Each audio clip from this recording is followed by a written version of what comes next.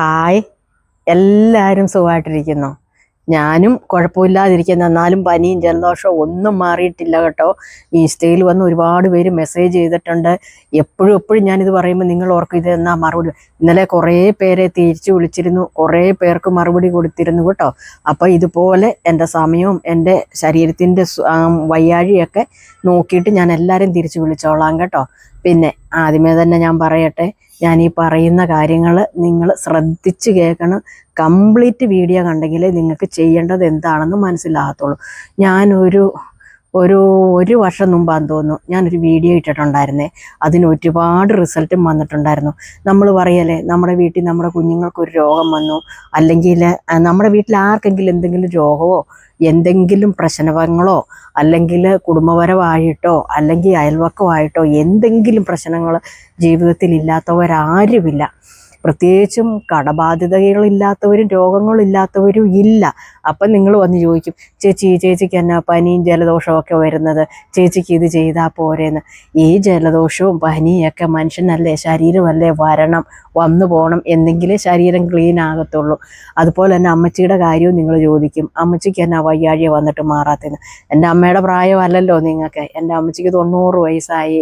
ഒരു 25 വർഷം മുമ്പ് ക്യാൻസർ വന്നതാണ്. അപ്പോൾ അതിൻ്റേതായ ക്ഷീണങ്ങളും പ്രശ്നങ്ങളും പ്രായമാകുമ്പം ശരീരത്തിന് ആരോഗ്യക്കുറവൊക്കെ ഉണ്ടാകുമല്ലോ, ഭക്ഷണം കഴിയൊക്കെ കുറയുമ്പോൾ. അങ്ങനെയുള്ള പ്രശ്നങ്ങളൊക്കെ എങ്കിലും ഞാൻ നിങ്ങളോട് പറയാം, എൻ്റെ അമ്മച്ചിയുടെ പ്രായത്തിലുണ്ടല്ലോ നമ്മളാരും കാണത്തില്ല. ഇപ്പോഴും എൻ്റെ അമ്മയ്ക്ക് ഒരു ചെറിയൊരു സപ്പോർട്ട് മതി.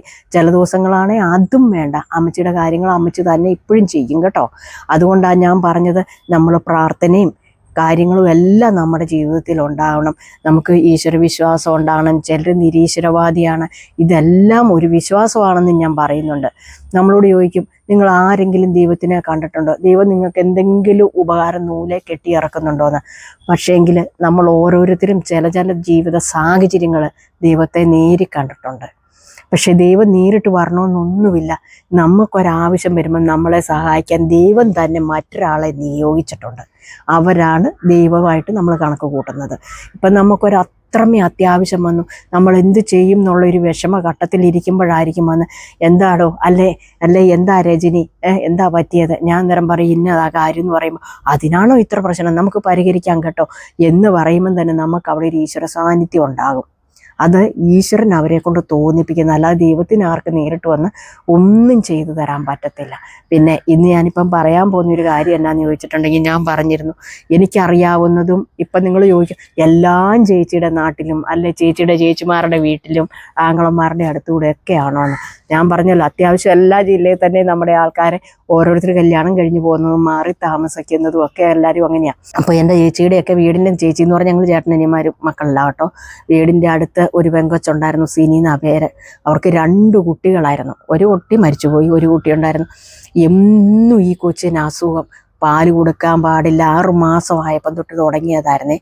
എന്ത് കാണിച്ചാലും ഈ കൊച്ചിൻ്റെ അസുഖം മാറത്തില്ല. ഉടനെ ആരോ ഒരാൾ ഇവരോട് പറഞ്ഞു കൊടുത്താൽ, അവർ പള്ളിക്കാരാകട്ടോ, അപ്പോൾ ഒരു കാര്യം ചെയ്സിനി, കുറച്ച് നാളത്തേന് അല്ലെങ്കിൽ ഒരു കാര്യം ചെയ്യും, നിനക്ക് ഏറ്റവും ഇഷ്ടപ്പെട്ട ഭക്ഷണം വേണ്ടാന്നങ്ങ് വെയ്യ്.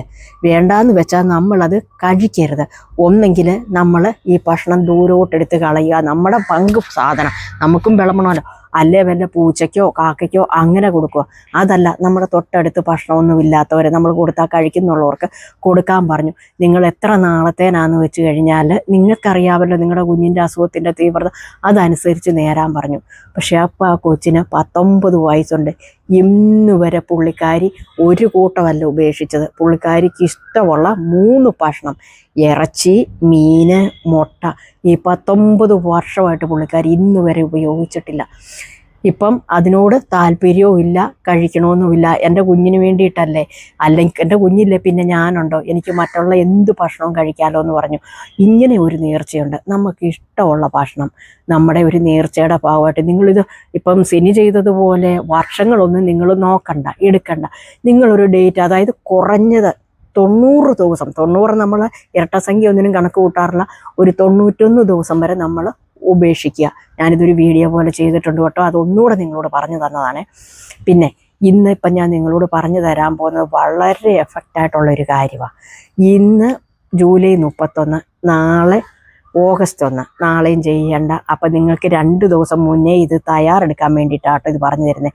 ഓഗസ്റ്റ് 2-ാം തീയതി, അതായത് മലയാള മാസം കർക്കിടക മാസം 17-ാം തീയതി നിങ്ങൾ ഒരു കാര്യം ചെയ്യണം. 15 ദിവസം ഇത് ചെയ്താൽ മതി കേട്ടോ. 15 ദിവസത്തിനുള്ളിൽ ഇത് ചെയ്തിരിക്കണം. അല്ലെങ്കിൽ ഇതിൻ്റെ ഗുണഫലങ്ങൾ ഉണ്ടാകത്തില്ല. നിങ്ങൾക്കിപ്പം 2 ദിവസം മുമ്പേ തയ്യാറെടുക്കാനാണ് ഞാനിത് ഇപ്പോഴേ പറഞ്ഞു തരുന്നത് കേട്ടോ. എന്താണെന്ന് ചോദിച്ചാൽ, നമ്മൾ പറയും ഇതിൻ്റെ അകത്ത് വന്ന് ഒരുപാട് പേര് പറയും, ചേച്ചി കുറേ കാര്യങ്ങൾ ചേച്ചി പറയുന്നത് കൂടാതെ മറ്റുള്ളവർ പറയുന്നത് നമ്മൾ ചെയ്ത് നോക്കിയിട്ട് എനിക്ക് ഫലം കണ്ടിട്ടില്ല, എൻ്റെ കുഞ്ഞിൻ്റെ അസുഖം മാറിയിട്ടില്ല, ഞങ്ങൾ ഡൈവേഴ്സിൻ്റെ വക്കത്ത് നിൽക്കുകയാണ്, കുടുംബകലമാണ്, എൻ്റെ ഹസ്ബൻഡ് വേറൊരു സ്ത്രീയുമായിട്ട് ബന്ധമാണ്, അത് തിരിച്ചു വരാനായിട്ട് വേണം, അല്ലെ എൻ്റെ മകന് കുടുംബത്ത് പ്രശ്നമാണ്, അല്ലെങ്കിൽ കടബാധ്യതയുണ്ട്, അല്ലെ വസ്തുവിൽപ്പന നടക്കുന്നില്ല, കല്യാണക്കാരും, ഇങ്ങനെ പ്രശ്നങ്ങളില്ലാത്ത ഒരു വീടുമില്ല. നമുക്കപ്പോൾ എല്ലാ പ്രശ്നത്തിനും കൂടി ഒരു പരിഹാരം കണ്ടാലോ? അപ്പം ആ പരിഹാരം ഇതാണ്. നമ്മൾ രാവിലെ, അതായത് ഓഗസ്റ്റ് 2-ാം തീയതി, അതായത് കർക്കിടക മാസം 17-ാം തീയതി രാവിലെ ആയിട്ട് നിങ്ങൾ കുളിക്കുക. കുളിച്ച് നിങ്ങൾ എവിടെ നിന്നാണോ കുളിക്കുന്നത് അവിടെ തന്നെ നിന്ന് കുളിച്ച് ഡ്രസ്സ് മാറണം. ഡ്രസ്സ് മാറിയേച്ചിട്ട് കിഴക്കോട്ട് തിരിഞ്ഞ് നിന്ന്, അല്ലെങ്കിൽ കുളിച്ച് ഡ്രസ്സ് മാറി അവിടെ തന്നെ നിന്നെന്ന് പറഞ്ഞാൽ നമ്മൾ ബാത്റൂമിൽ നിന്ന് ഇറങ്ങി പുറത്തോട്ട് ഇറങ്ങി വന്നതിന് ശേഷം കിഴക്കോട്ട് തിരിഞ്ഞ് നിന്ന്, ഞാൻ എപ്പോഴും പറയും, ഹിന്ദുക്കളായിക്കോട്ടെ ക്രിസ്ത്യൻസ് ആയിക്കോട്ടെ മറ്റേത് സമുദായത്തിൽപ്പെട്ടവരും ആയിക്കോട്ടെ, കിഴക്ക് വശം എല്ലാവർക്കും ഒരുപോലെ ഉള്ളതാണ്. ചിലർ പറയും ഈ ഹിന്ദുക്കൾക്കുള്ളതാണ്, ഹിന്ദുക്കൾ വിളക്ക് വെക്കുന്നുണ്ട്, അതൊക്കെ ചുമ്മാതെ. ഈ കിഴക്കും പടിഞ്ഞാറും ഒക്കെ എല്ലാവരുടെയും ഉള്ളതാണ്. അല്ലാതെ ഒരു ഹിന്ദു സമുദായത്തിന് വേണ്ടി ഒരു വിഭാഗമായിട്ട് തിരിച്ചു വെച്ചേക്കുന്നൊന്നും അല്ല കേട്ടോ. അങ്ങോട്ട് തിരിഞ്ഞു നിന്നിട്ട് ഈ കൈ ഇങ്ങനെ ഭഗവാനോട് നേരെ കൂപ്പിയിട്ട് നിങ്ങൾക്ക് എന്ത് കാര്യമാണോ സാധിക്കാനുള്ളത് ആ കാര്യം നിങ്ങൾ പറയുക. പറഞ്ഞേച്ചും കഴിഞ്ഞേച്ചും പറയും, ഞാൻ ഈ 15 ദിവസത്തിനുള്ളിൽ 41 നിങ്ങൾക്കിഷ്ടമുള്ളത്, ഏറ്റവും കുറഞ്ഞത് 41 വീടെങ്കിലും നിങ്ങൾ കയറണം. 41 ആവാം, 51 ആവാം, 61 ആകാം. ഏറ്റവും ഫലപ്രദം 101 വീട് കയറുന്നതാണ് കേട്ടോ. അപ്പം നിങ്ങളുടെ സൗകര്യവും സമയവും പോലെ നിങ്ങൾക്ക് നേരെ 41 കുറയരുത്. 101 വീട് കയറി എന്ന് വെച്ചാൽ ഓരോ വീട്ടിൽ കൂടെ നമ്മൾ അതിന് പറയുക തെണ്ടുക എന്ന് പറയും. നമ്മളൊരു പാത്രമോ ഒരു ബാഗോ എന്താണെന്നാ വെച്ചാൽ കൊണ്ട് നമ്മൾ തെണ്ടി ഈ കാശ് മേടിക്കുക. കാശ് മേടിക്കുക എന്ന് പറഞ്ഞാൽ അതിൻ്റെ അകത്ത് വേറൊരു കാര്യം കൂടിയുണ്ട്. നമ്മൾ ഈ 101 ആയാലും 41 ആയാലും വീട് കയറുന്നതേ നമ്മുടെ പരിസര പ്രദേശത്തായിരിക്കരുത്. കാരണം അവർക്ക് നമ്മളെ അറിയാം. അപ്പം നമ്മളെ അറിയാവുന്നത് കൊണ്ട് തന്നെ അവർ പ്രത്യേകിച്ച് കാര്യങ്ങളൊന്നും നമ്മളോട് ചോദിക്കത്തില്ല, എന്താ കാര്യം എന്താ. അപ്പോൾ അവരുടെ കയ്യിലുള്ളതിൽ കൂടുതൽ നമുക്ക് തരികയും ചെയ്യും. നമ്മളെ അറിയാവുന്നത് കൊണ്ട് നമ്മൾ കുഴപ്പക്കാരല്ല, അല്ല തട്ടിപ്പിനും വെട്ടിപ്പിനും വേണ്ടിയിട്ടല്ല. നമ്മുടെ വീടിൻ്റെ അവിടുന്ന് നമ്മളെ അറിയാത്ത ഒരു സ്ഥലം എന്ന് വെച്ചാൽ ജില്ല വിട്ടോ പഞ്ചായത്ത് വിട്ടോ പോകണമെന്നല്ല, ഒരു 2-3 കിലോമീറ്റർ അപ്പുറം നമ്മൾ ഇച്ചിരി കഷ്ടപ്പാടും ബുദ്ധിമുട്ടും സഹിച്ച് തന്നെ വേണം ഇത് ചെയ്യാനായിട്ട്. ഒരു ദിവസം കൊണ്ടോ 2 ദിവസം കൊണ്ടോ നിങ്ങൾ കയറി തീർക്കുകയൊന്നും വേണ്ടെന്നേ. ഒരു 3-4 ദിവസം കൊണ്ട് നിങ്ങൾ കയറി തീർത്താൽ മതി. എന്നുവെച്ചിട്ട് ഓരോ വീട്ടിൽ കൂടെ ചെന്നുവെച്ചിട്ട് എനിക്കൊരു നേർച്ചയുണ്ടായിരുന്നു, ഉണ്ടായിരുന്നു, ഒരു നേർച്ചയ്ക്ക് വന്നത്. അപ്പോൾ അവർ ചോദിക്കുവാണെങ്കിൽ മാത്രം നിങ്ങൾക്ക് എന്തുകൊണ്ടാണ്, എന്താ ആവശ്യം, അല്ലെ എന്ത് പറ്റിയിട്ടാണ് നേരുന്നതെന്ന് നിങ്ങൾ കാര്യം പറഞ്ഞാൽ മതി. ഇങ്ങനെ 101 വീടും കയറി കിട്ടുന്ന പൈസ നിങ്ങൾക്ക് ഉപയോഗിക്കാനായിട്ടല്ല. ഞാൻ കാര്യം പറഞ്ഞത് മനസ്സിലായല്ലോ? ഈ പൈസ കൊണ്ടുവന്ന് നല്ലൊരു ടിന്നിൻ്റെ അകത്ത്, പിന്നെ നമ്മൾ തൊടുകയേ വേണ്ട, അപ്പോഴത് എണ്ണാനും നിൽക്കണ്ട. ഈ കാശിൽ നിന്ന് 1 രൂപ പോലും നിങ്ങൾ എടുക്കരുത്. നമ്മുടെ അടുത്ത് പള്ളിയിലോ അല്ലെ അമ്പലത്തിലോ ഉത്സവ സമയത്ത് ഒരുപാട് ഭിക്ഷാടനക്കാർ വരും. അവർക്ക് കാശായിട്ട് കൊടുക്കാനും അല്ല പറഞ്ഞത്, അവർക്ക് ഉച്ചയ്ക്ക് ഓരോ പൊതി ചോറ് വാങ്ങിച്ച് ഈ കാശിന് കൊടുക്കുക. ബാക്കി പൈസ ചിലപ്പം നമുക്ക് ഒരു പൊതി ചോറിന് തികയത്തില്ല. അത് വേണം നമ്മൾ അമ്പലത്തിലെ ആണേലും പള്ളിയിലെ ആണേലും ഭണ്ഡാരക്കുറ്റിയിലോട്ട് ഇടാനായിട്ട്. നിങ്ങൾക്ക് കാര്യങ്ങളെല്ലാം ഇപ്പോൾ കറക്റ്റായിട്ട് വ്യക്തമായല്ലോ.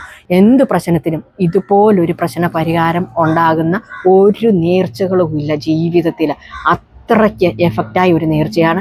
അപ്പം നമ്മൾ ഈ വീട് കയറാൻ പോകുന്നതിന് മുമ്പ് നമ്മൾ കുളിച്ച് ശുദ്ധവൃത്തിയോടുകൂടി തന്നെ വേണം നമ്മൾ പരമാവധി നമ്മൾ ഒരു ഗ്ലാസ് വെള്ളമോ ഒരു ചായയോ കുടിച്ചിട്ട് വിശപ്പ് അറിഞ്ഞു വേണം ഇത് ചെയ്യാനായിട്ട്.